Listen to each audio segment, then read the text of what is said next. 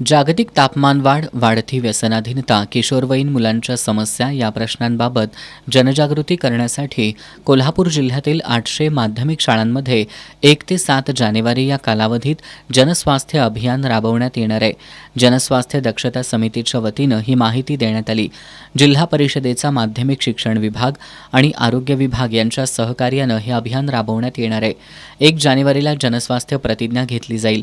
2 जानेवारीला आरोग्य आणि पर्यावरण या विषयांवर पोस्टर स्पर्धा, तर 3 जानेवारीला सावित्रीबाई फुले जयंतीनिमित्त किशोरवयीन लैंगिक समस्या आणि त्याबाबत घ्यावयाची दक्षता याबद्दल मार्गदर्शन केलं जाणार आहे. 5 जानेवारी रोजी कुष्ठरोग, क्षयरोग, एड्स, कीटकजन्य आजार आदींविषयी तज्ज्ञ मार्गदर्शन करतील.